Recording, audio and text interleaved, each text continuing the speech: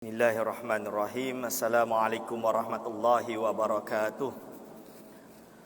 Alhamdulillahirabbil alamin. Assalatu wassalamu ala asyrafil anbiya'i wal mursalin wa ala alihi wa ashabihi ajma'in.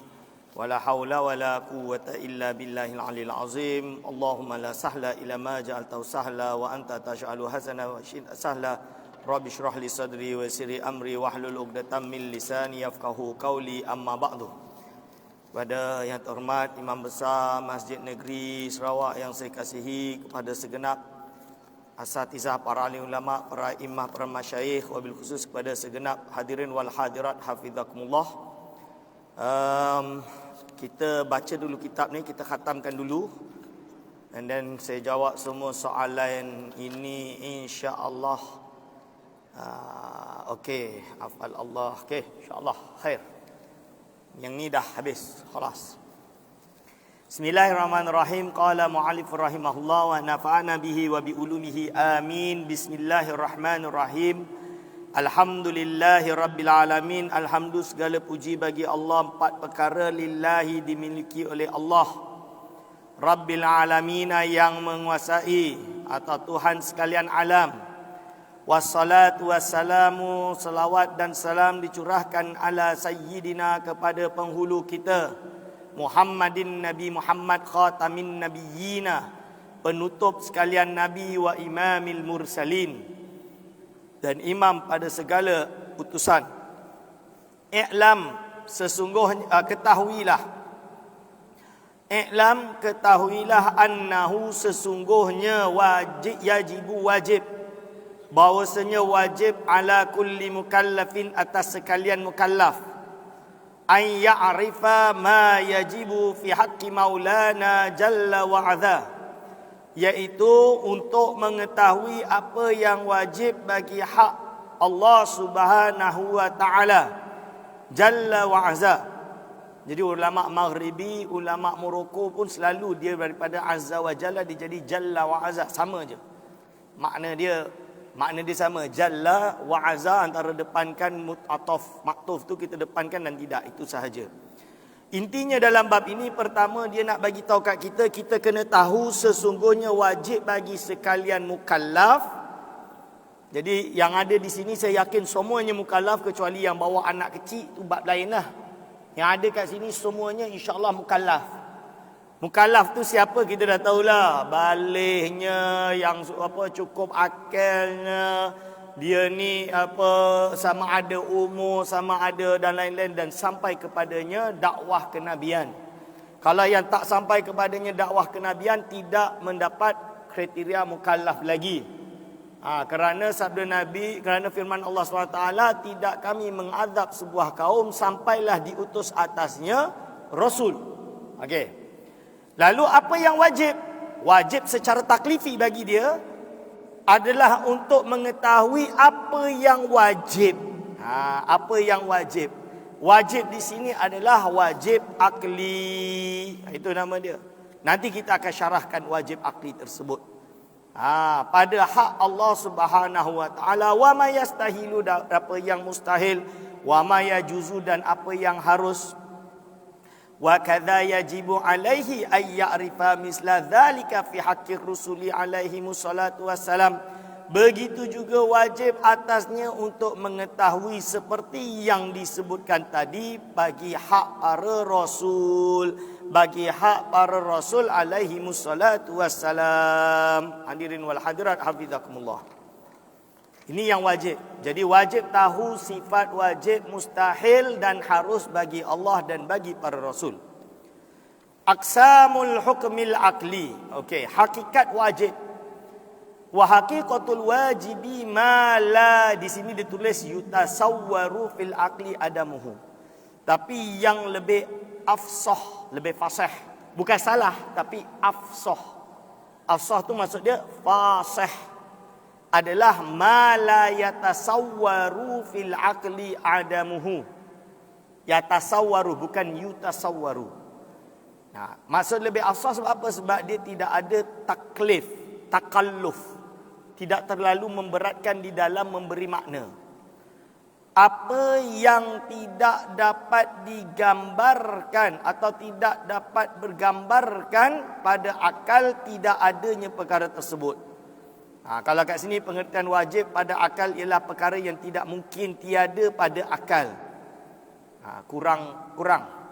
Tidak dapat digambarkan pada akal ketiadaannya. Yatasawwar itu adalah menggambarkan. You cannot imagine. Ada yang saya terjemah, saya tengah referee salah satu artikel jurnal menerangkan tentang hukum akli itu. Dia guna istilah terjemahan membayangkan. Hakikatnya betul, cuma saya tak tahu secara bahasa Melayu sesuai atau tidak untuk konteks ini. But in English we can call it imagine. You cannot imagine means is something that you cannot rationalize.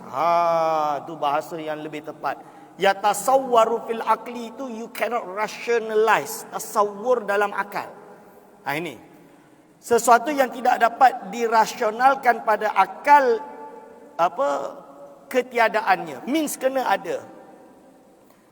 Imma bila ta'amulin, sama ada dengan tanpa diangan-angan. Wa yusamma daruriyah, ia diberi nama dengan daruri, wajib daruri. Ka kaunil wahid nisfal isnaini masalan, seperti satu itu separuh bagi dua, contoh dia. Wa imma bada ta'amuli, atau mungkin setelah diangan-angan. Wa yusamma nadhariyah, dia dipanggil dengan wajib nadhari. Maksudnya setelah dinazar baru boleh kita faham bahawa ia itu adalah wajib. It is necessary. Terjemahan wajib tu bahasa Inggeris necessary. Bahasa Melayu dia sebut wajib je lah. Wajib akal. Okay. Semua soalan kat sini banyak yang luar daripada perbahasan. Tak apalah, saya baca nanti. Tapi kalau tak faham, yang ni tanya. Kalau tak faham. Nadhari ini means after you analyze, after you nazar, after you angan-angan, masuk angan-angan tu bukan mak jenin. Angan-angan ni means you analyze, nadhari, kita melakukan penelitian. Setelah melakukan penelitian. Ka kaunil wahidi, seperti satu itu nisfas sudus. Setengah daripada sudus, 1/6 daripada per 12 misalan dia. Macam mana nak kira tu? 1/6-nya 12, sudus 6 daripada 12 itu sama dengan 1. Susah nak kena kira kan. 6/12, 1 itu sama dengan 1. Ini benda yang 12, susahlah, saya pun nak kena kira 1/1. Baru boleh. Ini berarti nadhari. Tapi pastilah. Macam kita buat matematik quotation yang pasti. 1 tambah 100 kurangi 5, tambah lagi 50, lepas tu bahagi dengan 4, tambah 7, kali berapa. Hasilnya itu pasti. Mesti pasti. Dia takkan boleh salah. Matematik is sure. Is benda yang akli, yang rasional, yang logik, yang tidak akan salah. Betul. Itu that is true. Betul. Akan tetapi, dia ada akan tetapi dia. Akan tetapi, you have to think lah. Kita kenalah menganalisa dulu, kira dulu. Bukan terus tahu. Kalau daruri ni, 1 tambah 1, 2. Iyalah, tak payah fikir dah. Api panas, pegang memang panas pun, daruri. Tak payah nak fikir. Berapa derajat Fahrenheit ni. Tak payah. Pegang api panas dah tu. Ni contoh dia. Misalan dia. Hadirin wal hadirat hafizakumullah. Cuma api itu nanti kita akan bahas hukum adat. Itu bab nanti. Wal mustahilu, adapun mustahil, ma la yatasawwaru. Juga yatasawwaru yang lebih afsah. Ma la yatasawwaru fil aqli thubutuhu imma bila ta'ammulin aidan. Adapun yang dipanggil mustahil itu perkara yang tidak dapat digambarkan pada akal, sabitnya ia sama ada imma bila ta'amulin adan, sama ada dengan tanpa diangan-angan, iaitu daruri. Seperti adanya 1 itu separuh dari 4. Separuh dari 4 tu 2 dek, bukan 1. Itu nama dia mustahil. Tak ustaz, 1 tambah 1 5. Mana boleh 1 tambah 1 2? Dia kata itu hak saya, hak asasi manusia. Saya nak berpendapat 1 tambah 1 2. Boleh tak? Mana boleh? Itu namanya tak rasional. Ya, ini bukan masalah hak asasi ke tak asasi. Matematik ni masalah betul dan salah. Kan? 1 tambah 1 2. You cannot say 5. Rationality, secara rasional, it cannot be 5. It has to be 2. Dia mesti 2. Ini contoh dia. Ini bukan masalah etika tak etika. Ini bukan hukum normatif. Ini adalah hukum logik, hukum rasional. Ini misalan dia. Dia berbeza dengan adat. Adat ni apa? Apakah api membakar atau tidak membakar? Itu adat. Dipanggil empirik. Empirik tu apa? Kita buat kajian. Kajian empirik. Cuba test. Ambil api, ambil kertas. Terbakar tak? Terbakar, Ustaz. Buat lagi. Terbakar, Ustaz. Buat lagi. Terbakar, Ustaz. Mesti terbakar.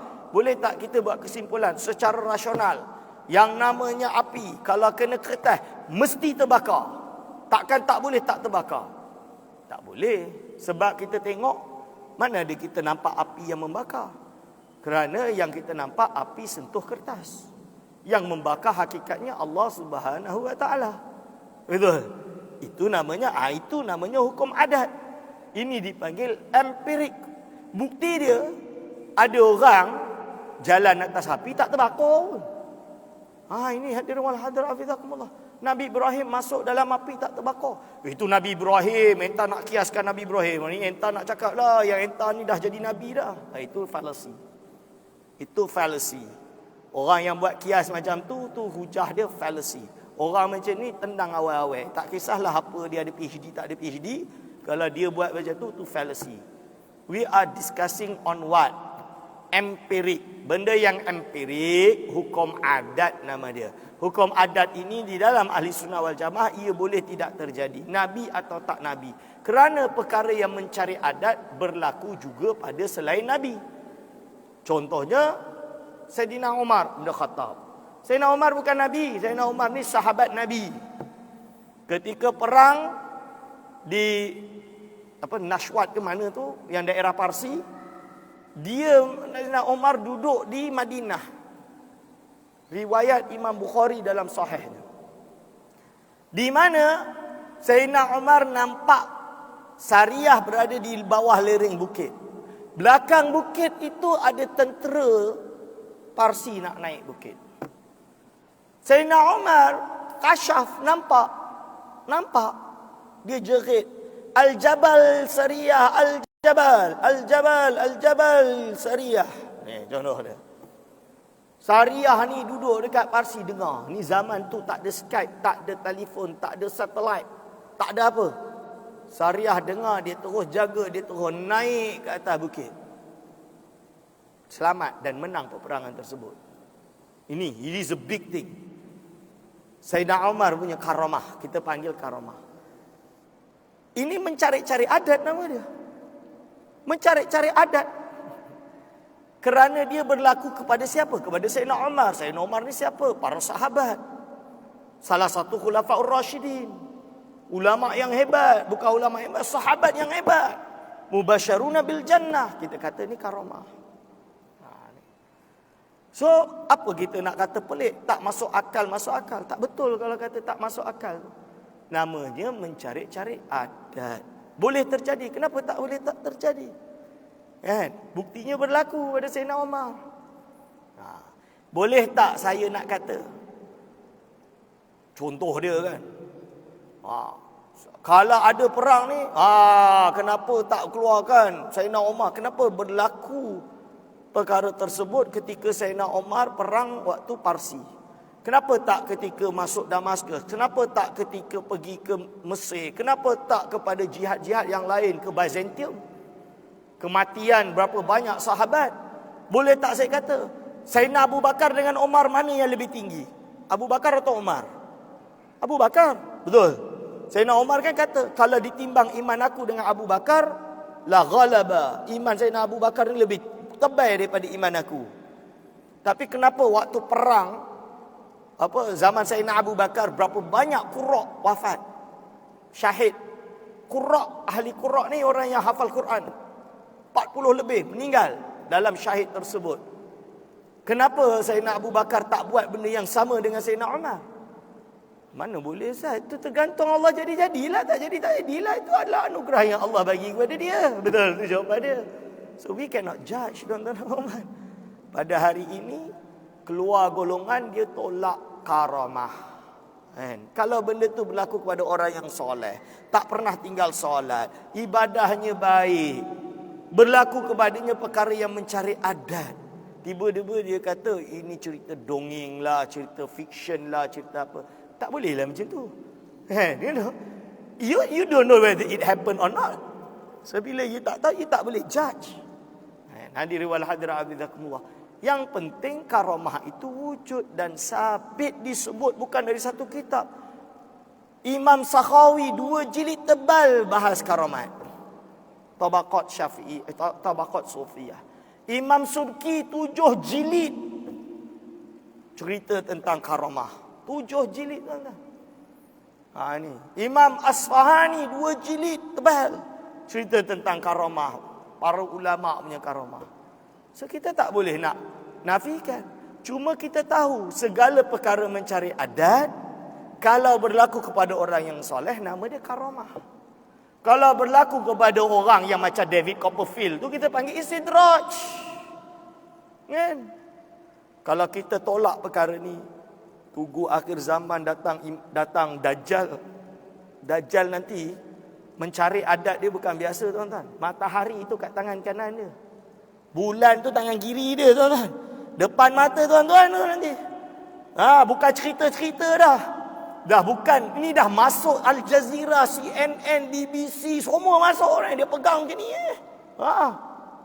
Kira-kira tuan-tuan nak beriman dengan dia? Ni Dajjal ni nanti. Orang yang tak percaya Tuhan, ateis, tengok Dajjal tu, dia percaya terus. Bukan lagi tak percaya Tuhan, dia percaya Dajjal tu Tuhan. Ini. Tapi kita hari ini duk bahas karamah, itu pun tak selesai lagi. Saya kata mengaji dulu kitab ni. Kitab ni dah selesai dengan hukum akal. Hukum akal, hukum adat, hukum syarak. Hukum, dia panggil hukum syariat. 4 ni nak bezakan. Kalau ini pun tak selesai, buang PhD lah, dia kata. Ini hadirin wal hadirat abidakumullah. Ini, okey, mustahil. Lalu wa imma ba'da ta'amul, kalau setelah ta'amul seperti satu itu kakaunil wahidi sudusal isnai asyara masalan. Seperti apa? Seperti iaitu adanya satu itu satu sebahagian daripada 4, ataupun diakui setelah teliti sebagai contoh satu adalah 1/6/12. Ini adalah tak betul, mustahil. 1 tambah 1 5, mustahil.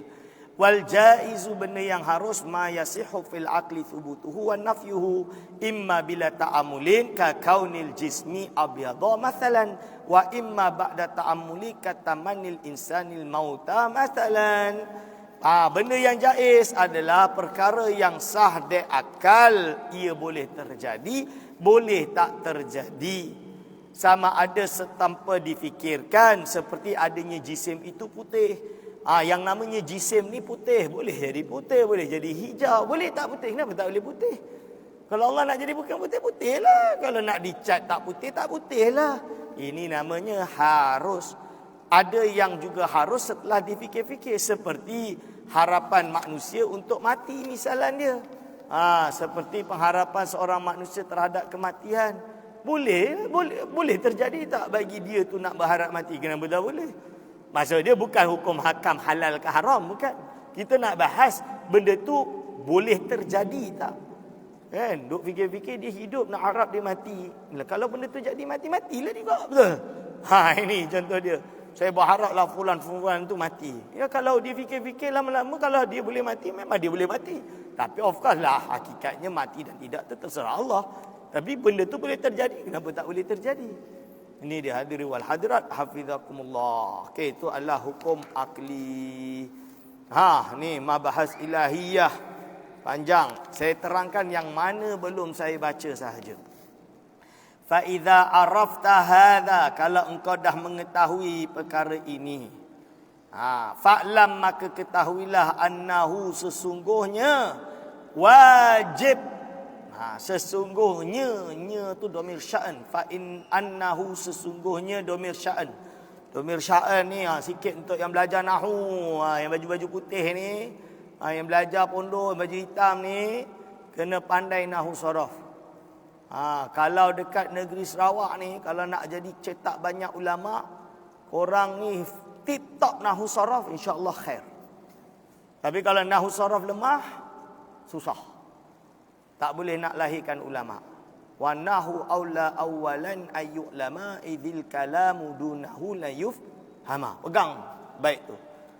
Wa nahu awalan, yang paling pertama sekali ayyulama, untuk diketahui. Fa nahu aula awalan ayyulama idzil kalamu, kerana ucapan kalam ulama, kalam nabi, kalam Allah, idzil kalamu dunahu, tanpa nahu sorof, la yufhama, tak dapat difahami. So pegang ilmu nahu, gigit ilmu nahu tu. Kalau saya tu nahu sorof tu memang saya pegang habis. Itu insya-Allah khair. Kalau tak ada nahu sorof tu sakit kepala. Itu saya kata betul. Nahu sorof. Jangan nahu sorof setakat jurumiyah. Kena sampai Alfiyah Ibnu Malik. Hafal 1002 bait. Ni barulah betul. Hafal 1002 bait insya-Allah. Kalau tak hafal, innalillah. Ini hadirin wal hadirat hafizakumullah. Pegang benda tu. Annahu, sesungguhnya wajib akli. Li maulana, bagi Allah jalla wa adza, al-wujudu, sifat wujud. Yang pertama, wajib bagi Allah sifat wujud. Wujud ni apa? Ada. Allah ni wujud, ada. Litawakkufi wujudil hawadithi ala wujudihi ta'ala. Kerana kewujudan makhluk itu bergantung kepada wujudnya makhluk. Kerana wujudnya makhluk itu tergantung pada wujudnya Allah Ta'ala. Kerana wujudnya makhluk itu bergantung pada wujudnya Allah Ta'ala. Maksudnya Allah Subhanahu Wa Ta'ala yang menciptakan makhluk. Kalau Allah tak nak mau mencipta makhluk, nescaya makhluk tidak dicipta. Ni. Wa dalilu huduthiha, adapun dalil di mana makhluk ini itu hadis yang baru, itu adalah luzumuha, olehnya lazimnya hawadis, lazimnya makhluk. 5, pada perkara yaftakiru, yang berhajat ilal mukhassisi, kepada yang menentukan, yang menciptakan, the one who determine the existence or not existence of something. Itu yang dimaksud di situ, tuan-tuan dan puan-puan. Hadirin wal hadirat hafizakumullah. Maaflah kadang-kadang saya terpaksa terjemah bahasa Inggeris, sebab dekat UIA saya kena mengajar bahasa Inggeris. Bahasa Arab dengan bahasa Inggeris, tak ada bahasa Melayu. Saya confuse. Conflict identity. Okey. Betul lah? Ilal mukhassis. Ini dia hadirin wal hadirat hafizakumullah. Sifat wujud itu adalah sifatun thubutiyatun yadullu al-wasfu biha ala dhati duna makna zaidi alaiha. Itu tak perlu, itu panjang. Okey. Yang kedua, wayajibu dan wajib. Wayajibu dan wajib akli lah. Lahu, bagi Allah Ta'ala, al-kidamu, kidam, sifat kidam. Sedia ada, wal baqa'u, dan baqa', kekal. Wa illa, dan kalau tidak, lakana muhtajan ilal fa'ili. Kalau dia itu bukan kidam dan tidak kekal, nescaya dia itu perlu kepada fa'il yang menjadikan fayakunu hadisan, maka dia itu adalah hadis makhluk. Hadirin wal hadirat hafizakumullah. Dia perlu kepada fa'il fayakunu hadisan. Ini. Takkanlah Allah SWT perlu kepada yang lain. Nescaya dia itu makhluk. Allah SWT ini yang fa'ilun mukhtar, yang menjadikan segalanya, yang memilih untuk menjadikan. Fayajibu, dan wajib. lahu bagi Allah Ta'ala minal ajzi daripada lemah. Wajib bersifat dengan fayajibu kalau Allah SWT tidak bersifat dengan kidam dan baqa', nescaya dia berhajat kepada fa'il, kepada zat lain yang menciptakan, maka dia itu menjadi baru, maka nescaya wajiblah bagi Allah nanti memiliki sifat lemah. Ma wajaba li sairil hawadithi, pada seperti apa yang wajib bagi semua perkara yang hawadith itu lemah. Bal yakunu hina idzin wujuduhu mustahilan, malah kalau perkara ini berlaku, berarti dalam kes ini kewujudan Allah itu jadi mustahilan lah. Lima yalzamu, kerana pada apa yang lazim atas takdir hudusnya, perkiraan kalau Allah SWT itu hadis, minad dauri akan terjadi daur dan tasalsul al-mustahilaini, yang mustahil keduanya. Tentulah tidak. Maksud dia, tentulah Allah Subhanahu wa taala tidak macam tu. Maka wajiblah, maksud dia maka wajiblah Allah Subhanahu wa taala bersifat dengan sifat kidam dan juga bersifat dengan sifat baqa, sedia ada. Hadiri wal hadirat hafizakumullah. Ini apakah daur putaran? Ini saya dah terangkan tadi. Tasalsul, rantaian tanpa penyudah, tapi dia kena ke belakang. Kalau ke depan boleh. Contoh dia apa? Yang namanya syurga yang menciptakan adalah Allah. Allah yang menciptakan syurga. Dan Allah dah berfirman, yang namanya syurga dan neraka ini kekal, tidak fana. Kan? Maka buktinya dia akan kekal. Syurga dan neraka akan kekal. Tapi dia makhluk, ustaz. Ya, dari tiada kepada ada. Tak tasalsul ke? Tak. Sebab apa? Dia ke depan yang Allah takdirkan. Dia infinite. Tidak ada penghabisan. Sebab Allah yang takdirkan dia macam tu. Dan dia khabarkan kepada kita. Berbeza dengan tasalsul, iaitu apa yang akan berlaku kalau kita kata Allah Subhanahu wa taala ini hadis, makhluk. Kalau makhluk berarti dia kena ada khalik yang menciptakan dia. Kalau khalik ini juga hadis, dia perlu kepada khalik yang lain. Kalau khalik ini hadis, perlu kepada khalik lain. Sampai bila ke belakang? Semuanya hadis, tapi tak ada penghabisan. Mana boleh? Mustahil. Mestilah ada yang qadim, yang pertama. Ini yang menciptakan segalanya. Dia yang pertama tanpa permulaan. Dialah terakhir tanpa pengakhiran. Hadirin wal hadirat hafizakumullah. Ini.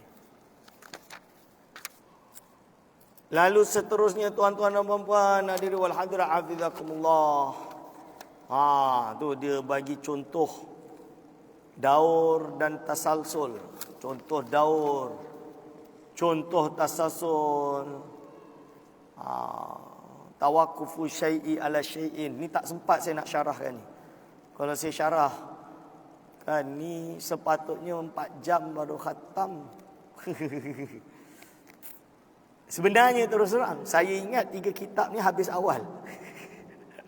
Asal usulnya saya ingat 3 kitab ni habis sebelum zuhur. Ternyata tak cukup juga. Wallahu alam. Wa yajibu lahu ta'ala ayyakuna mukhalifan fi dhatihi. Next that. Nombor 4, mukhalafatuhu ta'ala lil hawadith. Okey. Wa yajibu lahu ta'ala, dan wajib bagi Allah Ta'ala ayyakuna mukhalifan, dia mestilah berbeza dengan makhluk. Dia mestilah berbeza dari segi fi dzatihi, zatnya, wa sifatihi, dan sifat-sifatnya. Likulli, pada segala apa, likulli ma, bagi segala apa, siwahu, selain minal hawadith, daripada beberapa perkara yang baharu. Yang namanya Allah SWT ini wajib bersifat dengan sifat mukhalafatuhu ta'ala lil hawadis. Pada sifatnya dan pada zatnya dan pada sifatnya. Wa illa kana hadithan mislaha, kalau tidak nescaya ia baru seperti hawadis. Kalau Allah tak ada beza dengan makhluk, nescaya dia sama je lah dengan makhluk, sama-sama baru. Bagaimana mungkin? Allah Subhanahu wa taala kan Khalik yang mencipta segala-galanya. Hadirin wal hadirat hafizakumullah. Itu adalah sifat mukhalafatuhu ta'ala lil hawadis. Ni. Okey, hadirin wal hadirat hafizakumullah. Qiyamuhu ta'ala bi nafsihi wa yajibu lahu ta'ala ay yakuna qa'iman bi nafsihi. Wajib bagi Allah secara akal ay yakuna, adanya ia qaiman yang berdiri binafsihi dengan zatnya sendiri, ai zatan mausufan, iaitu dengan zat yang bersifat bisifati, dengan sifat-sifat ghaniyan, yang maha kaya, anil mahalli wal fa'ili, dari zat, dari tempat. Maksud dia zat, maksud dia Allah ini bukan sifat yang bertempat pada zat, wal fa'ili, dan yang menjadikan, yang berbuat. Allah tak perlu kepada yang lain untuk dicermin Allah. Idh law kana fi mahallin, kerana kalau adanya Allah itu berada pada zat, la kana sifatan, nescaya Allah itu adalah sifat. Fayalzamu alla yattasifa bis sifatil wujudiyah, maka lazimlah ia tidak bersifatan dengan sifat-sifat yang bersebangsa wujudiyah, wala lawazimiha, dan juga tidak pada lazim-lazimnya sifat lazim-lazimnya, iaitu apa? Iaitu lazimnya sifat. Hadiri wal hadra hafizakumullah. Lalu idh law kana qabilat sifatu sifatan, kerana kalaulah sifat itu boleh disifatin wujudiyatan dengan sifat yang wujud. Kalaulah kita kata Allah itu sifat, tapi dia kena ada sifat ma'ani, sifat itu bersifat, lazima alla ta'ra anha sifatun kadzat, maka nescaya lazimlah kan, nescaya tidak akan sunyi setiap sifat dari sifat, seperti mana zat tidak boleh sunyi dari sifat.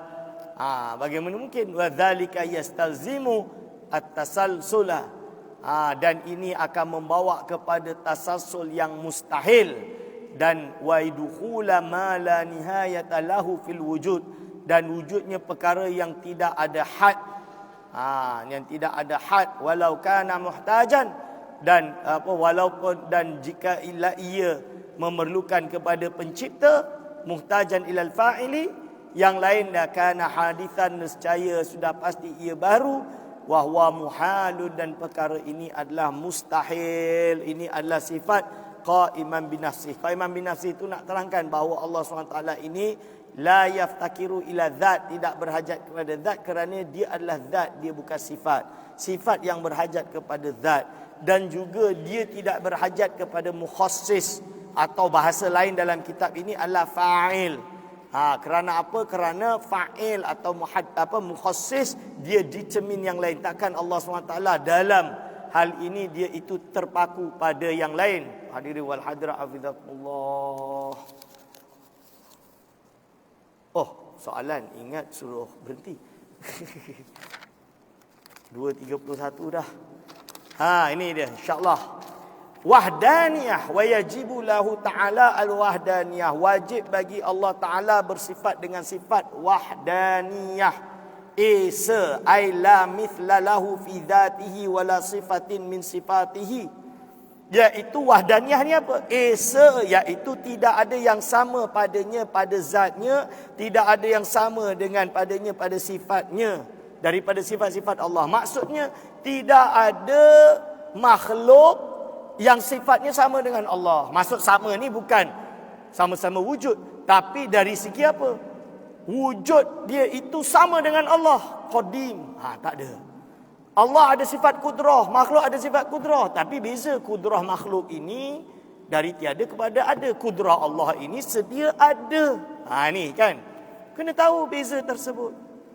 Nanti dia orang kata, Ustaz, apa bezanya kalau kita nak kata Allah ada tangan, tangan makhluk pun ada tangan. Tangan makhluk beza dengan tangan Allah. Ada bezanya tu, itu zat. Macam saya katalah, tangan saya beza dengan tangan tuan-tuan. Kan? Tangan saya ni dah kena aksiden lah, dah kena patah lah, dah kena apa dah tak sihat. Tangan tuan-tuan masih sihat. Beza. Tapi sama-sama anggota tak? Sama. Tak boleh lah. Kan? So kalau maksud tangan Allah itu adalah anggota, tak boleh lah. Tapi kalau apa maksud tangan, serahkan pada Allah, saya tak tahu makna dia, tak ada masalah. Tapi kena faham, mereka-mereka yang Hasyawiyah Hanabilah ni, mereka ni bukan nak kata tangan tu tak tahu makna. Dia letakkan makna dia anggota, limbs. Anggota, jawareh. Bahasa Arab dia jawareh. Kerana dia nak bagi makna tangan dengan makna hakiki, makna primer. Tangan makna primer itu adalah anggota. Tak boleh lah. Cuba kalau kata tak ustaz, bukan anggota, selesai, no issue. Tapi tak. Bila kita tafwid, dia kata sesat orang tafwid ni, mu'attilah.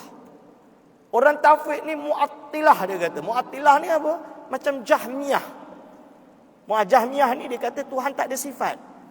Dia nak kata orang yang tafwid ini sesat. Macam mana tu tuan-tuan? Tafwid tu apa? Menyerahkan maknanya kepada Allah. Nah, di situlah di mana terjadi perbalahan. Kita nak damai-damai ustaz, tak nak gaduh. Saya pun tak nak gaduh, tapi kalau tak terangkan dia orang yang serang. Kan? Takkan ada habisnya. Ini benda yang kita tak boleh nak buat apa. Itu dah takdir daripada Allah Subhanahu Wa Taala. Buktinya hadis Nabi sallallahu alaihi wasallam, sataftariku ummati ala salasa wa sab'ina firqatan. Cuma prinsip saya, walaupun kita berbeza mazhab, saya tak ada masalah untuk lepak sama, minum sama, makan sama. Cuma diorang je lah ada masalah nak duduk dengan saya. Wallahu alam. Ni wala mu'athira ma'ahu fi fi'lin minal af'al. Dan tidak ada yang memberi kesan bersamanya dalam mana-mana pekerjaan dari segala jenis pekerjaan. Iaitu hakikat makhluk, dia tidak akan memberi kesan. Yang menjadikan Allah semata-mata. Ini nama dia tauhidul af'al. Kalau ada orang hari ni kata, ustaz saya minum ubat. Ubat ni yang sembuhkan ustaz, bukan Allah. Ini boleh jatuh kufur tuan-tuan. Ahli sunnah kata tak boleh macam tu. Golongan sufi lebih syadid dalam bab ini. Sehingga ibadah yang dia lakukan, dia tak sandarkan diri dia yang buat. Sebab dia tahu ini semua Allah yang jadikan, bukan aku. Itu tauhid yang sebenar. Golongan arifin ni dia betul-betul tenggelam dalam lautan tauhid. Tapi bukan tenggelam lautan tauhid, ni semua Allah, aku tak payah solat lah. Itu orang gila nama dia, bukan orang sufi. Itu orang gila. Orang gila ni tak payah layan. Orang gila ni jangan layan. Layan kita pun ikut gila. Orang sufi ini yang mana ibadah mereka jauh lebih sungguh daripada kita. Hadirin wal hadirat hafizakumullah. Dan saya kenal dan saya tahu, saya lihat sendiri bagaimana orang sufi kalau ibadah. Tuan-tuan ni saya rasa, saya tak kenal lah tuan-tuan. Tapi kalau budak-budak ni rasa tak kuat saya. Nak bangun pukul 4 pagi waktu Semenanjung lah. Jangan sama dengan 4 pagi Sarawak. 4 pagi Semenanjung. Pukul 4.30 tiap-tiap hari bangun. Tahajud tu berpuluh rakaat tuan-tuan. 50 rakaat tu biasa. Penat tu dua. Kita ni dah katuk-katuk je, relax je. Takkan ada orang relax macam tu melainkan dah biasa. Betul ke tidak? 50 rakaat tu dah biasa. Kalau dia tak biasa, tak mungkinlah dia tak mengeluh. Tapi dia buat relax. Tiap-tiap malam macam tu je. Okey je. Kita baru 10. Cukup-cukup lah tu. Betul lah. Saya ingat lagi dulu waktu saya kat sekolah sebelum pondok, sekolah agama, Form 1. Sebelum saya masuk pondok. Saya masuk pondok 1997, masih dalam Form 1 tapi di akhir Form 1. Awal-awal Form 1 tu saya solat tahajud tu. Saya ingat lagi baca solat tasbih. Solat tasbih tu kan panjang sikit. Itu dah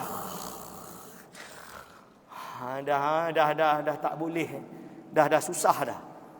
Ni hari ni orang sufi tu dia jangan. Tasbih tu macam wajib setiap malam. Macam wajib.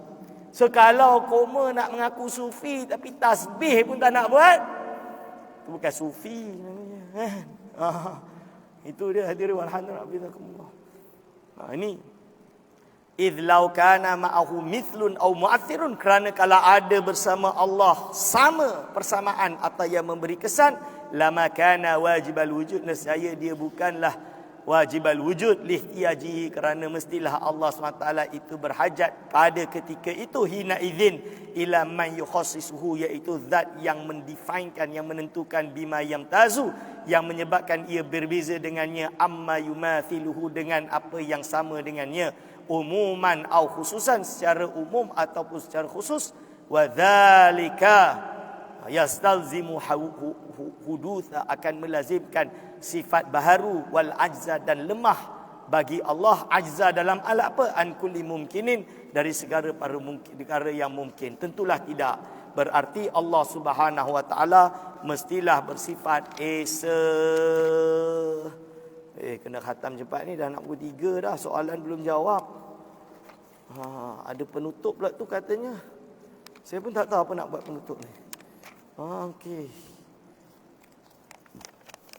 Wahdaniyah dah. Qudrah Ustaz. Al-qudratu wal iradah. Wa yajibu lahu ta'ala al-qudratu wal iradatul al-muta'alliqatani bi kulli mumkinin. Wajib bagi Allah Ta'ala bersifat dengan kudrah dan iradah yang kedua-duanya bertakluk dengan segala perkara yang mungkin. Idh al-ajzu an ba'diha mustalzimun lil ajzi an jami'iha. Kerana lemah pada separuh daripadanya melazimkan dia lemah pada semuanya. Kudrah dan iradah ni, kalau Allah tak bersifat dengan kudrah, dengan iradah, nescaya dia lemah. Tak mungkinlah Allah SWT mestilah maha kuasa, maha berkehendak. Wa dzalika yastalzimu istihalata wujudiha. Maka perkara tersebut melazimkan kemustahilan wujudnya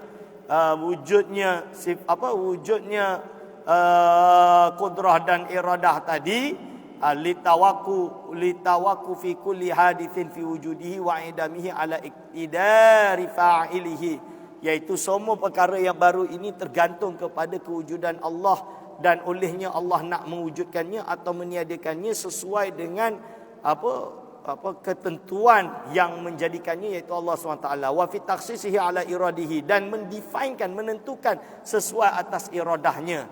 Wa fi kaunihi muradan ala ilmihi, iaitu adanya kehendak Allah itu adalah sesuai dengan ilmunya, ilmu Allah.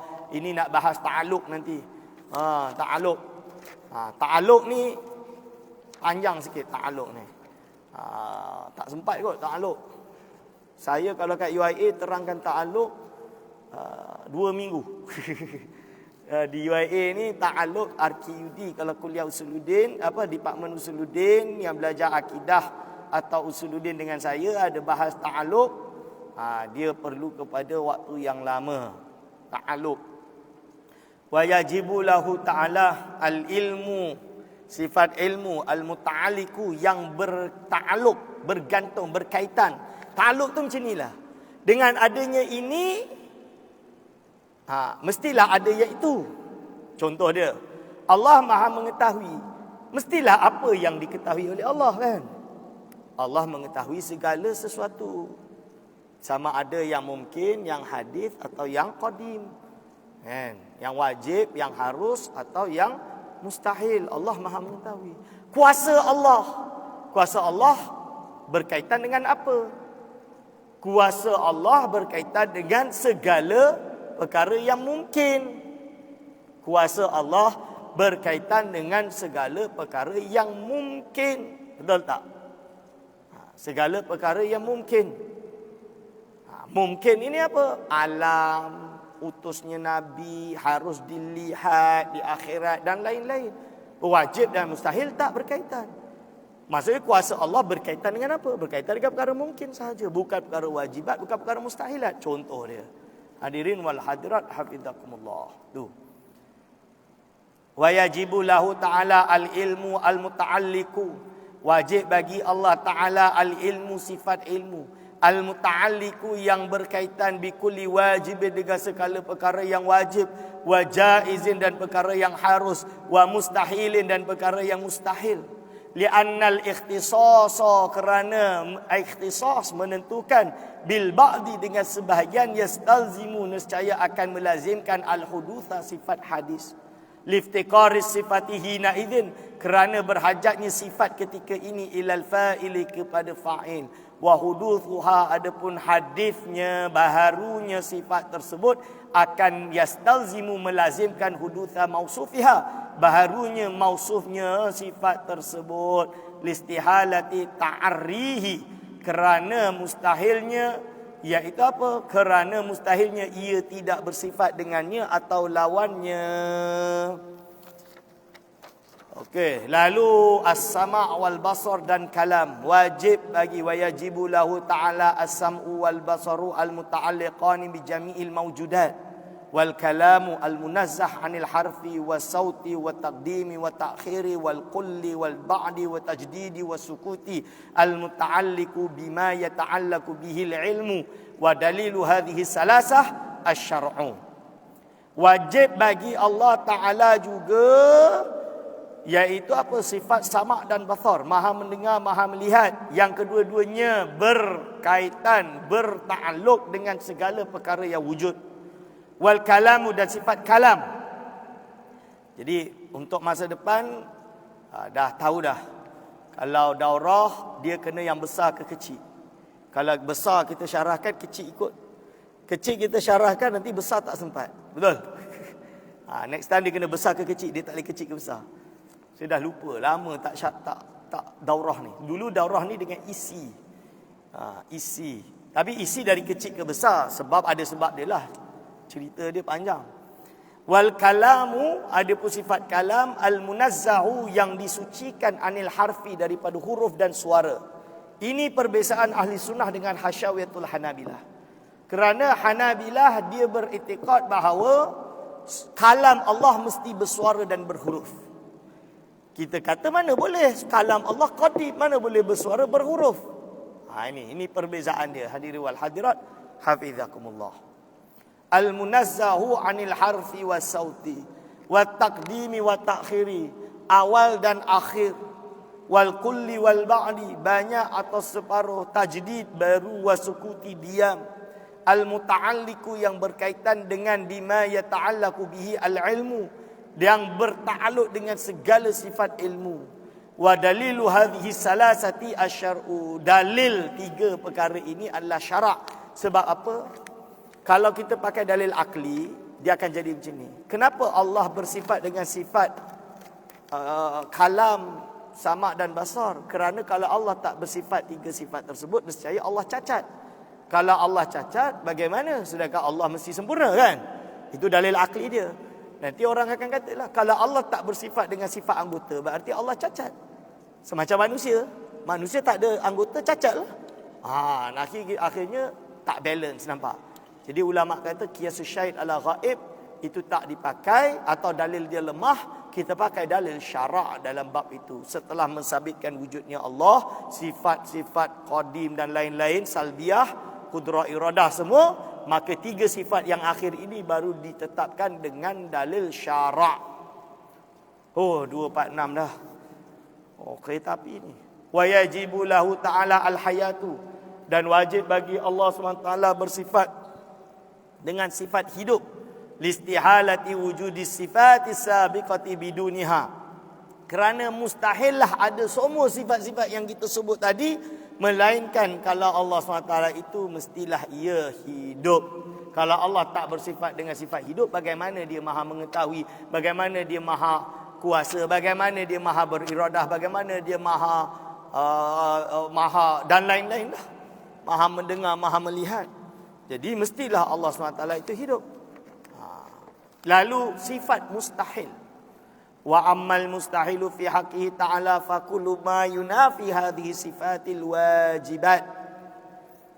Adapun sifat yang mustahil bagi hak Allah Ta'ala adalah segala apa yang menjadi lawan bagi sifat-sifat ini. Segala yang lawan bagi sifat-sifat ini adalah mustahil bagi Allah Subhanahu wa Ta'ala. Contoh dia apa? Kudrah lawan dia lemah, mustahil lah Allah lemah. Ilmu lawan dia jahil, mustahil lah Allah jahil. Dan lain-lain sampai habis. Okey. Sifat harus bagi Allah. Sifat harus bagi Allah. Wa ammal jaizu fi haqqihi ta'ala fa fi'lu kulli mumkinin aw tarkuhu salahan kana aw diddahu. Adapun sifat harus bagi hak Allah Ta'ala adalah melakukan segala perkara yang mungkin atau meninggalkannya. Solahan kana, baik ada perkara tersebut atau diddahu lawannya. Ustaz, takkanlah Allah zalim nak biarkan rakyat Palestin kena serang, kena bom, kena apa? Contoh dia. Itu bukan salah, ya. Tapi itu adalah hak Allah. Di mana sisinya? Allah melakukan apa dia kehendaki. Ibarat dia macam saya kata, pelukis. Dia nak lukis. Kertas-kertas dia, pen dia lukis. Saya tengok pelukis-lukis tu mesti cantik kan. Bagi pelukis lukisan dia buruk sebab saya tak pandai melukis. Saya tengok tu cantik kan. Tapi pelukis kadang tak puas hati, dia keronyok-keronyok, dia buang dalam tong sampah. Adil ke tak adil lukisan tersebut kena buang? Terserah dia lah, lukisan dia, kertas dia punya lukisan, dia nak biar-biar lah. Nak buang-buang lah. Itu adalah dia sebagai hak dia. Makhluk ini adalah milik Allah. Allah lakukan sesuai yang dia kehendaki. Oh, ingatkan, suruh berhenti. Soalan lagi. Banyak yang soalan. Tak habis ni. Diddahu, lawan dia kan. Lima arafta, pada apa yang telah kau ketahui qablu sebelum ini, min wujubi umumi kudratihi, iaitu wajib kudrah Allah pada seluruhnya, ta'ala, wa iradatihi, dan iradahnya, li jami'il mumkinati, bagi segala perkara yang mungkin. Wa yadkhulu fi zalika jawazu khalqillahi ta'ala ar-ru'yata li dzatihil aliyah, iaitu harusnya Allah menciptakan ru'yah pada zatnya yang maha tinggi. Wa sam'a, dan sama' li kalamihi, bagi kalamnya yang qadim. Iaitu sama mendengarkan bagi kalamnya yang qadim. Ini. Jadi apa pendapat Abul Hasan Asy'ari? Pendapat Abul Hasan Al-Asy'ari, iaitu apabila Nabi Musa mendengar kalam Allah Musa taklima tersebut, ketika dia turun Sina, mendengar kalam Allah yang qadim. Kenapa tidak? Boleh saja. Harus. Macam mana kita tak tahu. Maturidi kata tak masuk akal. Maka Maturidi bukan kata tak masuk akal. Maturidi menggambarkan bahawa Allah menciptakan suara dan huruf yang hadis dan didengarkan kepada Nabi Musa. Itu pun boleh jadi. Itu adalah kitab Nurul Zalam. Banyak kali isu ni berbangkit, saya kena syarahkan, supaya orang tak mudah menuduh ulama sebagai Hasyawiyatul Hanabilah pula. Contoh dia Pak Da'i pernah kena tuduh sebagai Hasyawi. Itu tak betul. Hadiri wal hadir afizakumullah. Wasawaba fi darin na'im, dan pahala pada syurga. Wal ba'tha li rusulihi al-akramin, dan juga diutus pada rasulnya yang mulia-mulia. Salawatullahi alaihim ajma'in. Hadirin wal hadir hafizakumullah. Okey. Lalu membahas, iaitu mabhas nubuwah, pembahasan kenabian. Fa ammar rusulu alaihimus salatu wassalam fayajibu lahum as-sidqu. Bagi para rasul alaihimus salatu wassalam, wajib bagi mereka sifat sidik. Sidik itu adalah benar. Ai mutabaqatu kulli ma akhbaru, iaitu sesuainya, cocoknya. Cocok tu bahasa Indonesia. Sesuainya, tepatnya segala apa yang mereka para rasul khabarkan olehnya daripada hukum hakam, pahala, siksa dan selain keduanya, pada perkara lima fi nafsil amri, pada hakikat perkara tersebut. Contohnya, Nabi Muhammad SAW dah khabarkan bahawa ada cucunya nanti yang dia akan menggabungkan, mendamaikan dua kaum yang berperang. Kan? Barisan Muawiyah dengan barisan Ahlul Bait. Kan? Ni dikabarkan memang terjadi.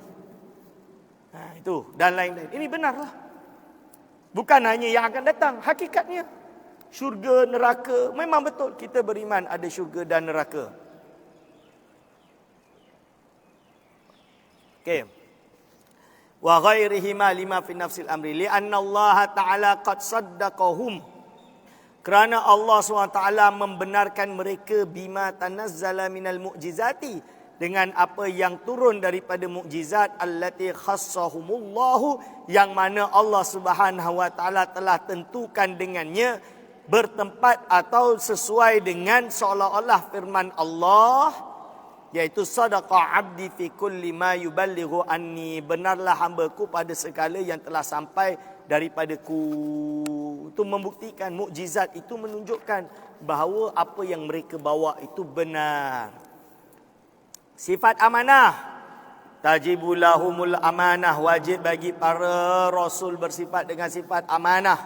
Ai hizbuz zawahirihim wa bawatinihim minal wuqu'i fil muharramin, iaitu terjaganya zahir mereka dan batin mereka daripada terjadi atau jatuh pada perkara yang diharamkan, makruhin atau perkara yang dimakruhkan, yang diharamkan atau yang dimakruhkan. Lianna atba'ahum umiru bil iktida'i bihim, kerana pengikut-pengikut mereka diperintahkan untuk mengikut mereka pada segala ucapan mereka dan af'al mereka, perbuatan mereka. Wa zalika yastalzimu ismatahum, dan perkara tersebut ini melazimkan mereka ini maksum fiha padanya min kulli manhiyin anhu, daripada segala perkara yang dilarang. Ini yang saya sebut, amanah ni bukan maksud dia tak solat duit saja. Amanah jangan kita fikir dia tak corruption sahaja.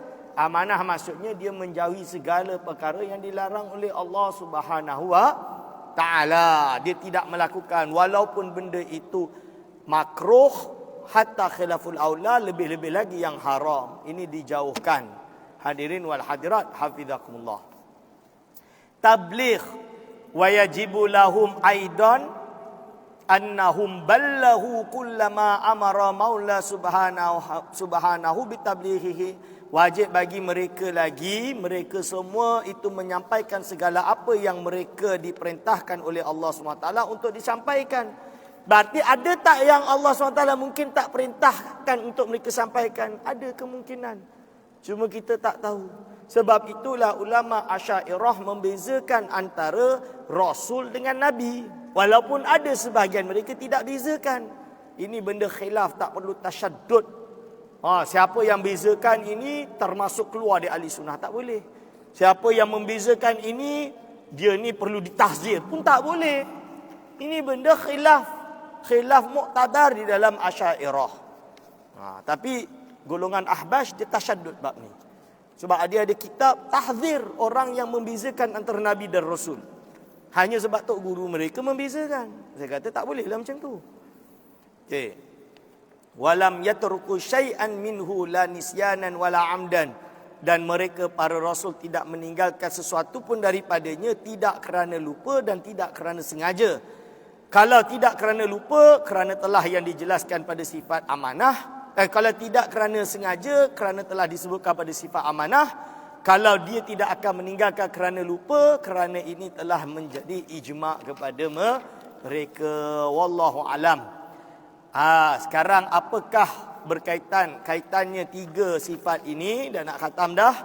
Fal wajibul awwalu yazidu ala amanati bin'il kadhibi sahwan, wa yazidu ala tablighi biman izyadati ala ma umiru bitablighihi amdan aw nisyanan, wa tazidul amanah ala sidqi biman iwuqil mukhalafati fi ghairi kadhibin bil lisan, wa tazilu ala tablighi biman il mukhalafati fi ghairi tabligh, wa yazidu tablighu ala sidqi biman itarki syai'in mimma umiru bitablighi amdan aw nisyanan ma'al luzumi sidqi fi ma balaghu min dhalika, wa yazidu 'ala al-amanati bin man tarki syai'in mimma umiru bi tablighi nisyanan, wa la yakhfa 'alaika ba'da hadha ma istashtariku fihi al-wajibatu salasah wa ma yashtariku fihi isnani minha duna thalis wa ma yazidu bihi kullu wahidin minhuma 'ala majmu'il baqin. Sifat wajib yang pertama iaitu sidik lebih umum daripada sifat amanah dari sudut menafi berlakunya dusta secara tidak sengaja, dan lebih umum dari sifat tabligh dari sudut menyampaikan apa yang lebih-lebih dari yang diperintahkan untuk disampaikan sama ada sengaja maupun lupa. Tengok macam mana Imam Sanusi relate kan. It's very systematic. Sifat amanah pula lebih umum dari sifat sidik kalau dilihat dari sudut menafi berlakunya sebarang perkara yang dilarang selain dari berdusta dengan lidah, dan lebih umum dari tabligh dari sudut menafi perkara-perkara yang dilarang seperti selain perkara berkaitan dengan menyampaikan. Sifat tabligh pula lebih umum dari sifat sidik dari sudut menafi meninggalkan sebahagian perkara yang diperintah untuk disampaikan secara sengaja atau tidak, beserta masih bersifat dengan sidik pada sebahagian lain yang telah disampaikan. Dan lebih umum dari amanah dari sudut menafi meninggalkan apa yang diperintah untuk disampaikan secara terlupa. Maka jelas, dia kata wama yazidu. Maksud maka jelas dengan ini iaitu apa? Kaitan ketiga-tiga sifat yang wajib, kaitan antara dua darinya dan perbezaan sudut khas dan am setiap satu berbanding dua yang lain. Okey. Lalu masuk kepada sifat mustahil pula pada hak para rasul. Wa ammal mustahilu, dah pukul 3 dah. Wa ammal mustahilu fi haqqihim, adapun mustahil bagi hak para rasul alaihi wassalatu wassalam, fa adadu hadhihi salasah, lawan bagi tiga sifat ini. Wa ammal jaizu, jadi lawan bagi amanah iaitu khianat. Lawan kepada sidik iaitu kadzib. Lawan kepada tabligh iaitu kitman.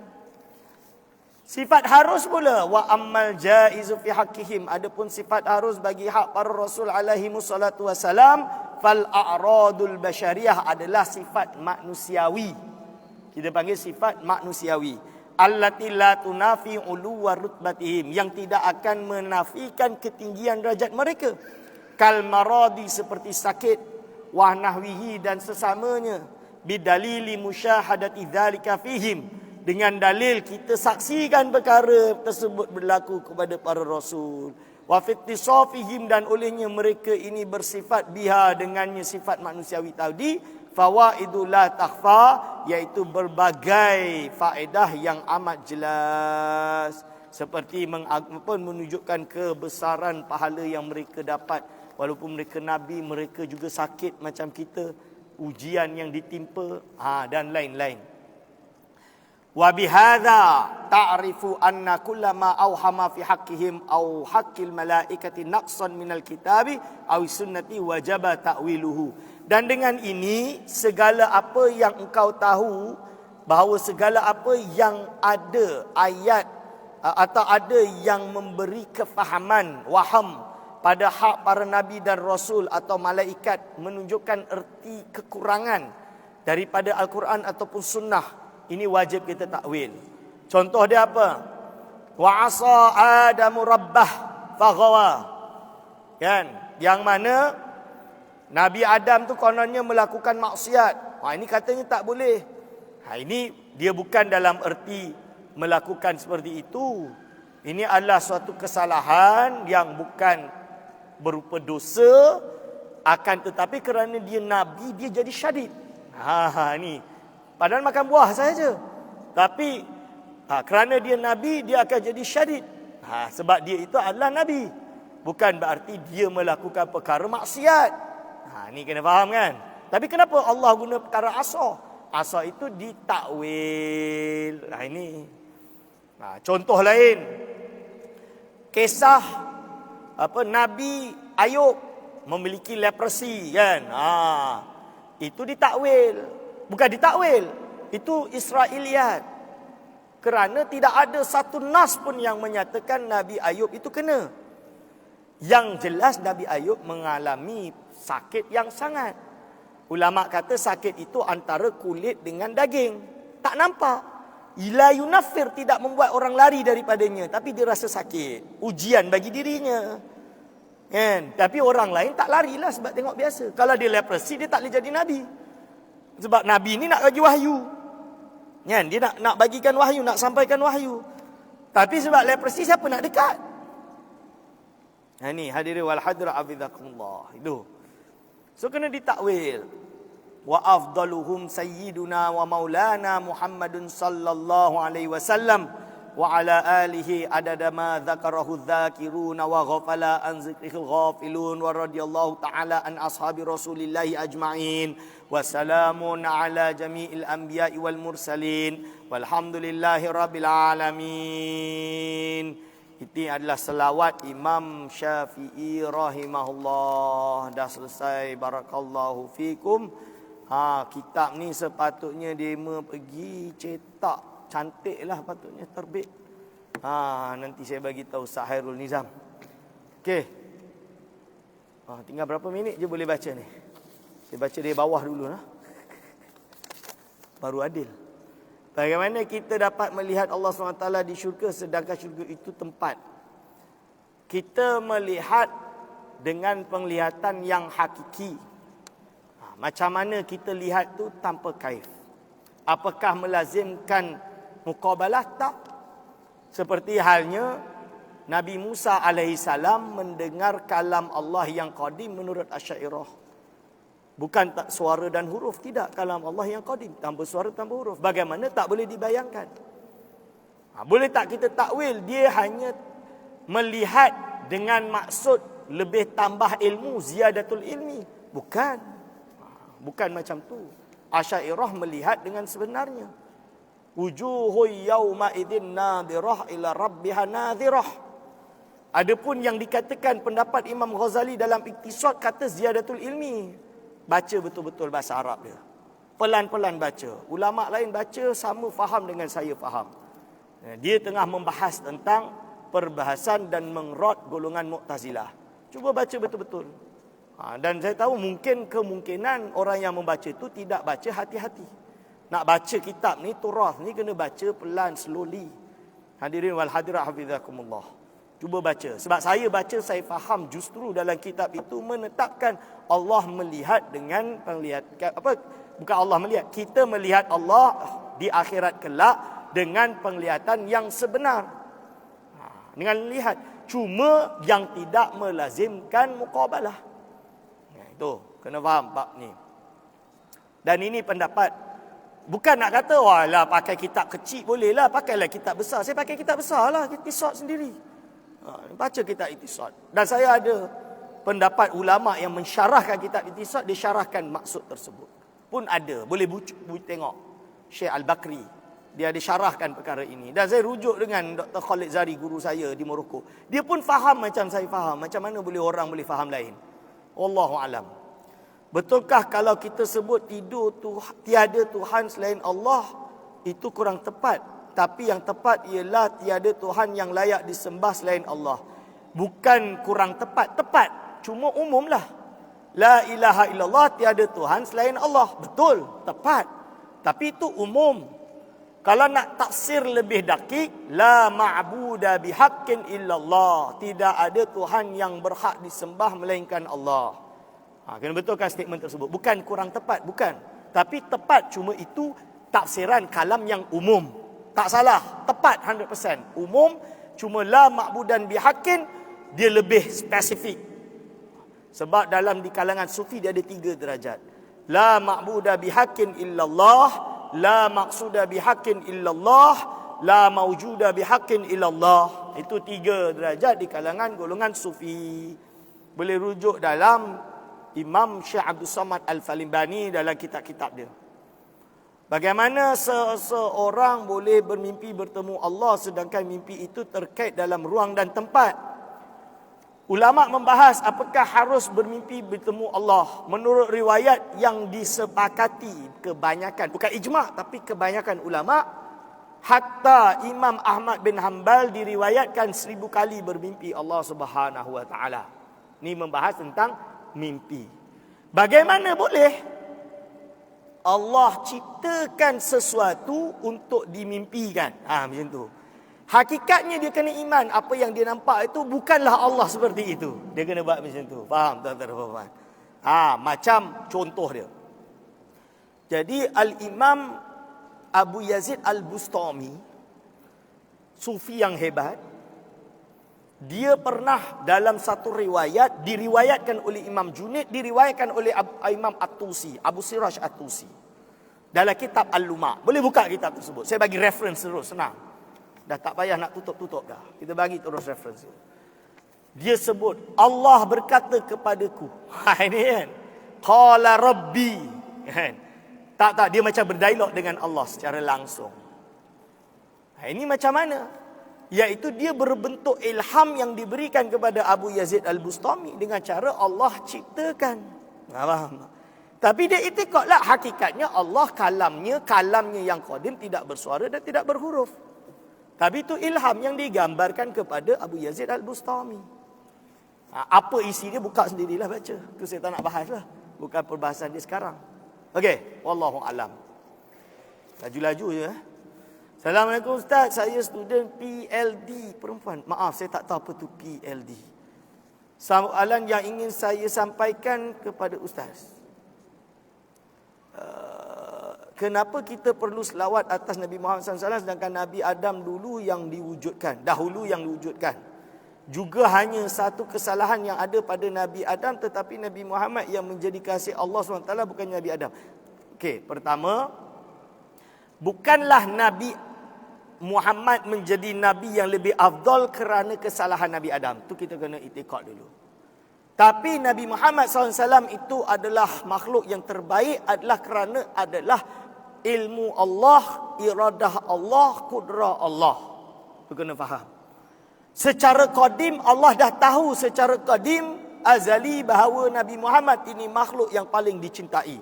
Kita panggil secara ilmu kalam dipanggil ta'alluq tanjizi qadim. Sifat ilmu Allah ta'alluq tanjizi qadim. Dalam satu hadis, Imam Tirmizi meriwayatkan para sahabat bertanya kepada Nabi Muhammad sallallahu alaihi wasallam, "Mata wajabat lakan nubuwah ya Muhammad?" Jawab baginda sallallahu alaihi wasallam, "Kuntu nabiyan wa Adamu baina ruhi wal jasadi." Aku dah jadi nabi ketika Adam ini masih di antara ruh dan jasad. Kalau Nabi Muhammad dah jadi nabi, Adam itu masih antara ruh dan jasad, berarti ada yang menyebutkan bahawa tentulah Nabi Muhammad ini lebih awal diciptakan daripada Nabi Adam. Walaupun mungkin ada yang mentafsirkan, ni ada yang tafsirkan sebagai Nur Muhammad. Tapi bukan dengan makna nur itu cahaya. Okey, jangan faham cahaya, tapi ada yang memahamkan ia sebagai roh Nabi Muhammad yang paling awal diciptakan. Sebab dia dah dapat pangkat kenabian. Dipanggil roh, kan? Boleh saja terjadi. Dan yang kedua, derajat kenabian Nabi Muhammad ini menunjukkan dia lebih tinggi daripada Nabi Adam, jelas. Di dalam sebuah hadis diriwayatkan oleh Imam Hakim An-Naisaburi. Walaupun ada yang memalsukan, memaudukkan hadis ini, tapi dia juga diriwayatkan oleh beberapa ulama lain termasuk Imam Subki. Disebut oleh Ibnu Hajar Al-Haythami, dia dhaif tapi bukan mauduk. Iaitu ketika Nabi Adam melakukan kesalahan tersebut, dia bertawasul kepada Allah melalui nama Nabi Muhammad sallallahu alaihi wasallam. Allah bertanya kepada Adam, "Dari mana engkau tahu Muhammad? Aku belum ciptakan Muhammad."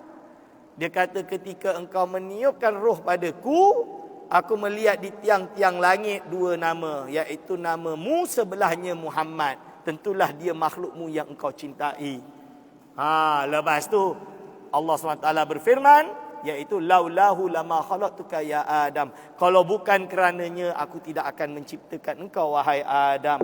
Hadis ini diriwayatkan oleh dalam Naisaburi, Hakim, Mustadrak Sahihain, diriwayatkan oleh Imam Subki dalam kitab Shifa'us Saqam, diriwayatkan oleh Al-Imam Allahumma salli ala sayyidina Muhammad Majma'uz Zawahid, Imam Ibnu Hajar Al-Haythami menyebutkan hadis ini hanya dhaif. Menurut Imam Abdullah bin Siddiq Humari, dengan banyaknya bukti, dia boleh naik menjadi hasan kalau tidak, atau tidak boleh dihujahkan. Wallahu alam. Ini yang saya hanya menukil kaul ulama. Hadirin wal hadirat hafizakumullah. Ini maksud dia. Sifat-sifat harus bagi Rasul ialah sakit asalkan tidak membawa kepada kekurangan. Tetapi bagaimana kisah Nabi Ayub yang sakitnya kulit? Inilah saya jawab tadi ya. Assalamualaikum Ustaz, benarkah yang pendapat yang mengatakan Allah ada tangan tapi tangan yang layak baginya? Maksud yang layak baginya apa? Kalau dia kata layak tapi hakikatnya kita tak tahu, tu tafwid, tak ada masalah. Tapi kalau dia maksudkan tangan dengan maksud anggota yang layak baginya, ahli bid'ah. Tak boleh lah. Sebab dia dah bagi makna anggota. Anggota tu jawarih dalam bahasa Arab. Tak boleh lah. Ada tak Rasul kata Allah ada anggota? Ayat mutasyabihat lain, contoh hadis Nabi, Sahih Muslim. Ya abdi, inni marid, maritu lima lam ta'udni. Oh hambaku, sesungguhnya aku sakit, kenapa engkau belum menjenguk aku? Firman Allah, hadis qudsi. Takkan kita nak kata Allah bersifat sakit? Kan? Takwil lah. Ni, takkan kita nak kata Allah bersifat sakit? Ni dia, hadir wal hadir abizakumullah. So tak boleh. Dengan makna yang saya sebut tadi. Mohon Ustaz jelaskan dengan lebih lanjut maksud perubahan hakikat, hukumnya mustahil. Okey. Qalbul haqa'iq. Qalbul haqa'iq tu macam ni. Benda ini harus, tapi kita kata wajib. Merubah hakikat lah. Hakikat itu adalah maksud sebenar perkara tersebut. Contoh dia apa? Memasukkan seseorang dalam syurga dan neraka. Ini harus bagi Allah. Kita kata tak wajib bagi Allah. Ini qalbul haqa'iq. Ini tertolak, termasuk mustahilat. Mustahilat ni akal tak boleh terima. Ini boleh faham tuan-tuan? Macam benda itu kita dah tahu ini hakikatnya, tapi kita kata tak. Contoh dia apa? Sifat harus, dalil harus, kerana benda itu benda yang harus. Kalau kita kata wajib bagi Allah, maka nanti merubah hakikat lah. Qalbul haqa'iq. Allahu a'lam. Salam Ustaz, apa maksud af'alullah itu hadis? Mohon Ustaz uraikan, jazakumullah. Zat Allah qadim. Sifat-sifat Allah qadim. Sifat Allah tu wujud, kidab, qudrah, iradah, ilmun, hayat, sama', basar, kalam. Itu qadim semuanya. Af'al itu perbuatan Allah. Perbuatan Allah contohnya khalqu, mencipta. Imatatu, mematikan. Ihya'u, menghidupkan. Ar-razqu, memberi rezeki. Itu contoh. Betul lah. Allah tahu dengan ilmunya yang qadim. Dia berkehendak dengan kehendaknya yang qadim. Lalu dengan sifat kudrahnya yang qadim, tengok-tengok ada fulan bin fulan dari miskin tiba-tiba jadi kaya. Allah bagi dia rezeki. Olehnya dia dari miskin jadi kaya kan baru terjadi. Siapa yang buat? Allah Ar-Razqu. Allah yang memberi rezeki kepada dia. Memberi rezeki itu perbuatan Allah. Dia adalah ta'alluq tanjizi hadis bagi sifat kudrah Allah. Af'al Allah itu hadis. Itu masuk af'al. Sekarang dia hidup, tiba-tiba meninggal. Siapa yang wafatkan dia? Siapa yang meninggalkan dia? Yang matikan dia? Allah. Tidak ada yang menghidupkan dan yang mematikan selain Allah. Ada orang naik kereta, aksiden motorkar, gedebak, meninggal. Oh, dia kena langgar kereta, sebab tu dia mati. Jadi yang membunuh dia siapa? Yang mematikan dia adalah kereta. Tak betul. Hakikatnya Allah yang mengambil nyawa dia. Betul? Hadiri wal hadirat afizakumullah. Cuma kita sebut tu kerana asbab zahir. Adatnya. Tapi hakikatnya tetap Allah. Wallahu alam. Boleh jelaskan tentang af'al Allah bersifat hadis tadi? Bukan bersifat, maksud af'al Allah itu hadis. Baru, tu yang saya maksud tadi. Adakah manusia merubah nasibnya sendiri? Tidak. Manusia tidak akan boleh merubah nasibnya. Tapi kita tak tahu nasib kita. Kita doa, kita usaha. Manalah tahu di dalam ilmu Allah yang qadim, kerana kita banyak berdoa, Allah menentukannya dengan ilmu yang qadim. Doa kita tadi itu pun termasuk takdir Allah, tuan-tuan. So kita kenapa kita doa? Kita berharaplah, ya Allah, Allah takdirkan aku solat tahajud, aku doa setiap malam, aku dapat. Dapat betul. Ni hadirin wal hadirat abidakumullah. Itu maksud dia. Okey. Adakah benar doa pada malam nisfu Sya'ban boleh menembusi takdir?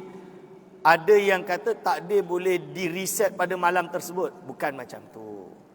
Ni Salah faham, bukan macam tu. Takdir Allah SWT ilmu dia qadim, tidak berubah.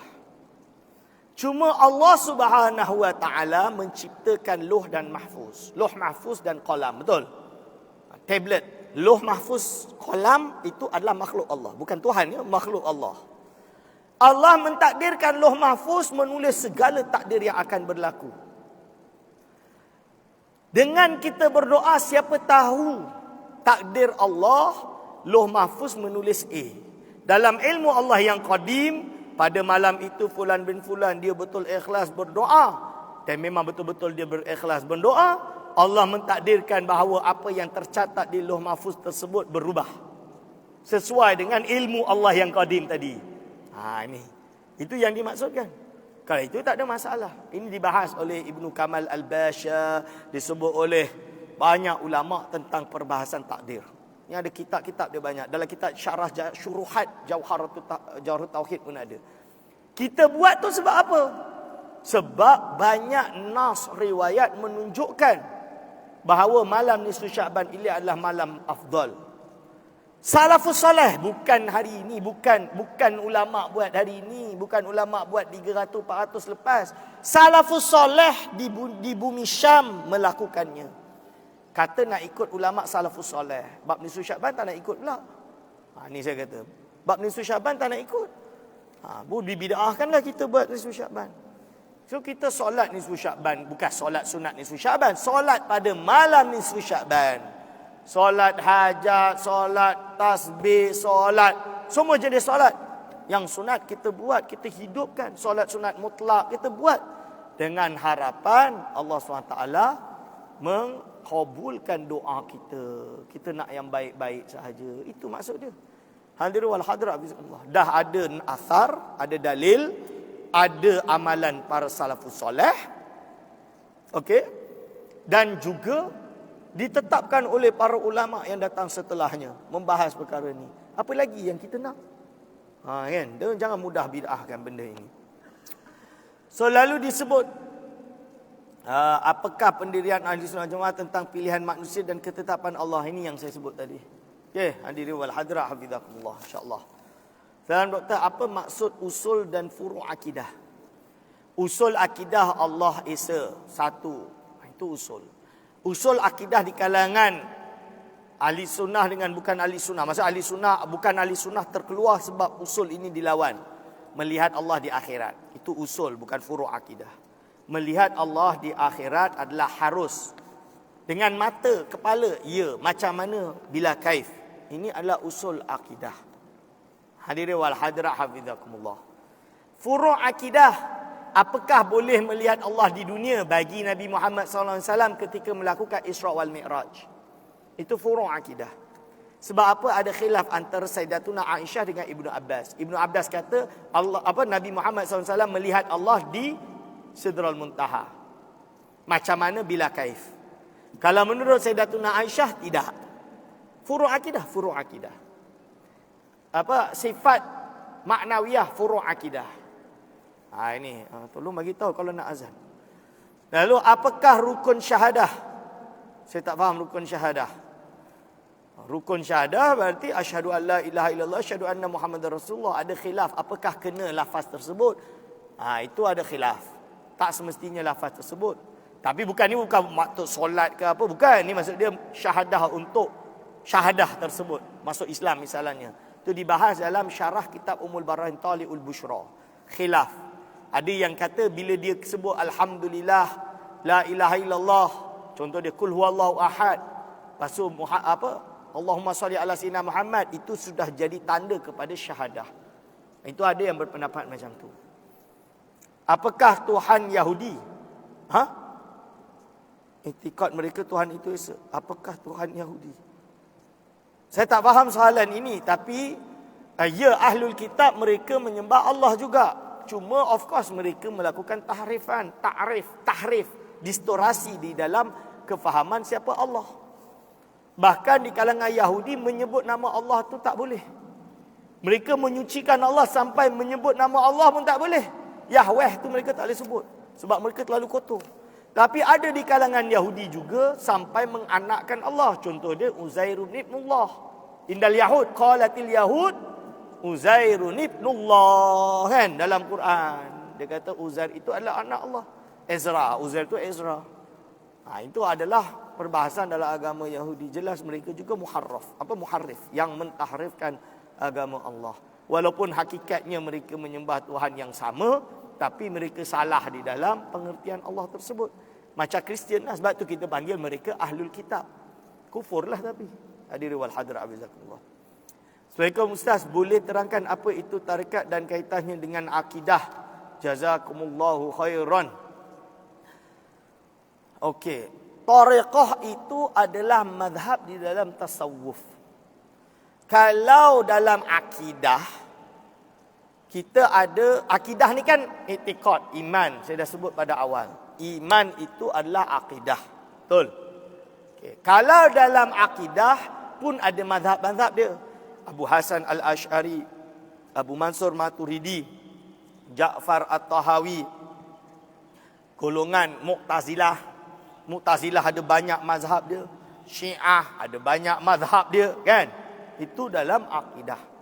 Yang ahli sunnah ini akidah Asy'ariyah Maturidiyah yang sealiran dengannya. Berarti kalau Hasyawiyatul Hanabilah taklah. Sebab dia tajsim, mujassimah. Kalau dalam bab fiqh, ilmu fiqh, mazhab dia apa? Mazhab Hanafi, Maliki, Syafi'i, Hambali. Itu mazhab dia. Dalam tasawuf, mazhab tasawuf. Tasawuf ini penyucian jiwa, perjalanan rohani menuju kekhusyuan, menuju pembersihan jiwa, menuju ihsan. Banyak istilah-istilah dia. Nama dia banyak, lebih dari 200. Ulama kata lebih dari 200. Tapi dengan banyak ini, mazhab-mazhab dia juga banyak. Ikut tokoh yang membawa jalan tersebut. Ada Al-Imam Junaid, Abul Qasim Al-Junaid, dipanggil mazhab Junaid. Tarekat Junaidiyah. Ada yang ikut Abu Yazid Al-Bustami, tarekat Taifuriyah, sebab nama dia Taifur. Ini. Ada yang ikut Imam Ghazali, tarekah Ghazaliyah. Itu awal-awal dulu. Lalu terjadi revolusi di dalam ilmu tasawuf. Syekh Abdul Qadir Al-Jailani, keluarlah tarekat Qadiriyah. Ada yang dipanggil dengan Syekh Bahauddin An-Naqsyabandi, keluarlah tarekah Naqsyabandiyah. Ada Al-Imam Abul Hasan Al-Syadzili, jadilah tarekah Syadziliyah. Nampak ni? Nama tarekah. Banyak Rifaiyah, Ahmadiyah. Ahmadiyah bukan Ghulam Mirza Ahmad. Kalau itu lain, itu jelas. Majoriti atau ijma' ulama keluar daripada Islam. Hadirin wal hadirat abizakumullah. Tapi saya nak khabar ni, yang tadi itu. Iaitu Ahmad bin Idris atau dipanggil dengan Idrisiyah dan lain-lain. Mazhab di dalam ilmu tasawuf dipanggil tareqah. Okey. Kaitannya akidah. Akidah tu iman wajib.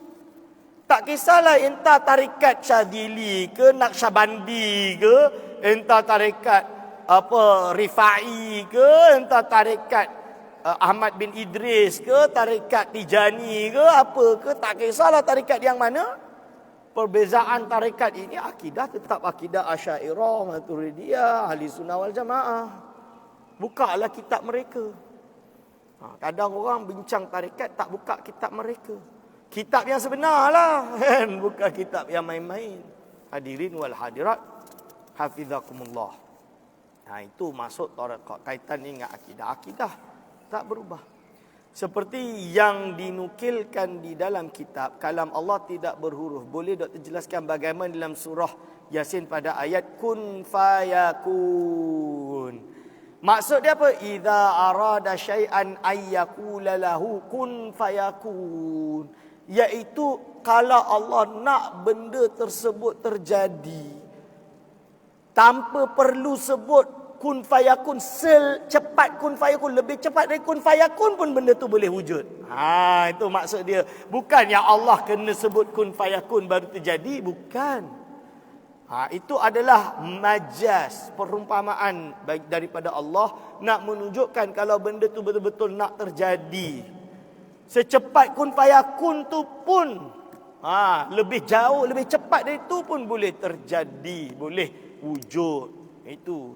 Tapi tak jadi, berarti bukan iradah Allah lah. Kan? Itu dia hadir wal hadir abidakumullah. Dalam Jawharut Tauhid, Jawharut Tauhid tu dia lengkap. Bagi saya nazam Jawharut Tauhid ni masya-Allah. Syarah-syarah dia pun masya-Allah. Dijelaskan perkara ini juga. Selain dari itu, kita juga berbahas tentang takdir dan lain-lain juga dibahas lebih dalam dalam kitab Syarah Jawharut Tauhid. Wallahu a'lam. Okey. Ni soalan yang terakhir. Assalamualaikum Ustaz, apa pendapat Ustaz tentang seorang isteri yang belum dapat menerima dan masih bersedih kerana dicurangi juga dipoligami secara diam-diam oleh suaminya? Adakah termasuk tidak redha dengan takdir? Namanya hati, nak buat macam mana? Bukan tak redha dengan takdir, namanya hati. Orang marah-marah nak buat macam mana? Kalau ada isteri yang memilih tidak sabar dengan seorang suami, contoh tak boleh juga suami itu tak boleh mengatakan juga contoh dia miskin, dan isteri itu memilih untuk meninggalkan suaminya, khulu'. Dalam cerai dan kahwin dan cerai ni ada khulu', kan? Ada khulu'. Tu hak perempuan untuk melepaskan ikatan perkahwinan. Kalau perempuan tersebut khulu', lelaki tak terima, tak boleh kata tak boleh kena terima. Kalau tak terima dengan takdir, bukan macam tu. Ini urusan perasaan hati. Lelaki pun ada hati, mentang-mentang aku miskin kau tak nak dengan aku, nak buat macam mana? Kan macam tulah. Hadirin wal hadirat hafizakumullah. Ini urusan poligami, urusan khulu, urusan suami miskin, ini semua urusan dunia. Kan? Urusan dunia. Kita dididik kalau tak boleh sabar, pesah baik-baik. Kalau boleh bersabar, alhamdulillah. Yang penting jangan mengkufuri Allah. Apa pun yang terjadi itu takdir Allah. Ini kena ada macam tu. Balance. Suami ada hak, isteri ada hak. Suami ada kewajipan, isteri ada kewajipan. Tapi kalau ada suami dan isteri ini tidak dapat untuk bersama-sama mengharungi hidup yang penuh pahit ini, dan pisah baik-baik, selesai baik-baik, jangan zalim menzalimi lah, tu je saya kata. Jangan zalim menzalimi. Tapi Ustaz, saya tak terima dia buat macam ni. Tak apa, tak terima tak ada masalah. Allah tak suruh kena terima. Dan lepas khulu' lah, pisah lah apa sah. Kan? Kalau si suami tu kaya, saya ni tak kerja sebab tu dia duk kahwin lain, tak dia kaya, saya tak kerja, saya dah dizalimi. Dan saman lah dia, suruh dia bayar nafkah lampau, nafkah iddah, nafkah ni, bayarlah semua. Nak kahwin lain lah, bayarlah semua. Itu saya kata macam tu. Samalah kalau suami tu miskin, dan isteri kaya, kahwin-kahwin, lepas tu isteri diktator, suami tak boleh ni. Saya jawablah, kenapa kau nak kahwin dengan perempuan kaya yang kau miskin, tak sekufu apa, cari naas. Lepas tu kau tak redha. Ni saya kata, kalau kena tinggal dengan isteri yang tak sabar, padan muka lah kan, suami tersebut. Tapi suami tak boleh nak nuntut. Sebab my money is my money, your money is my money. Tak boleh buat apa lah saya kata. Hadirin wal hadirat hafizakumullah, betul. Ini cuma ada gunung gini itu bab lain lah. Harta sepencarian itu perbahasan lain. Dia ada mekanisme dia. Cuma isu keluarga ni tak sepatutnya dijadikan perkara yang akidah, jangan. Ini perkara hati, tak redha, cinta, tak cinta. Hari ini boleh cinta, besok boleh gaduh. So perempuan-perempuan janganlah terlalu ni cinta mati sampai mati. Tak ada istilah cinta sampai mati. Lebih baik kita cinta Allah Subhanahu Wa Taala, cinta Rasulnya. Betul ke tidak tuan-tuan? Itu sahaja. Tapi kita kena bertanggungjawab dengan segala apa yang kita perbuat. Apa pendapat Ustaz tentang ada yang mengatakan curang itu pilihan, bukan takdir? Betul. Tapi takdir Allah lah. Allah takdirkan dia curang, dia buat dosa. Tapi berdosa lah. Kan? Kalau ada lelaki atau perempuan, suami atau isteri, tak kisah siapa-siapa, melakukan perkara yang curang, berdosa, haram dan lain-lain, berdosa. Baik dan buruk Allah yang takdirkan. Betul. Tapi berdosa lah. Oh, berarti saya kena redha lah dengan benda dosa. Bukan redha. Kita tahu itu takdir Allah. Kita nak jauh daripada perkara yang dosa. Benda itu ketentuan Allah, baik dan buruk daripada Allah. Tapi ingat, kalau orang mencuri kena potong tangan itu takdir Allah juga. Kan? Setakat kalau orang mencuri itu bukan takdir Allah, dia kena potong tangan. Tak, mencuri itu takdir Allah. Tapi dia kena potong tangan takdir Allah juga, kena ditegakkan. Orang yang melakukan curang, itu takdir Allah. Ya. Benda dosa. Lalu dia diazab Allah, takdir Allah juga pada muka. Siapa suruh dia buat? Ini dia kena faham macam tu. Baik dan buruk daripada Allah. Konsekuensi kalau buat benda yang tak baik, kena tanggunglah. Ini dipanggil apa? Ya, ini ridha bi syai', ridha bima yatawalladu minhu. Ridha pada sesuatu adalah ridha dengan apa yang konsekuensinya. Wallahu a'lam bisawab. Habis homework saya ke? Tak ada hutang dah. Aku lu qauli hadza astaghfirullah li wa lakum. Segala salah silap saya mohon maaf sebesar-besarnya. Nanti akan diberi ijazah. Sekarang saya ijazahkan kepada semua hadirin wal hadirat di sini. Ajastukum jami'an min muallafati kutubi al-muallafati al-Imam Muhammad bin Yusuf As-Sanusi ijazatan tamatan. Sebut qabil tu. Amin. Okey, wallahu a'lam bissawab insyaallah. Assalamualaikum warahmatullahi wabarakatuh.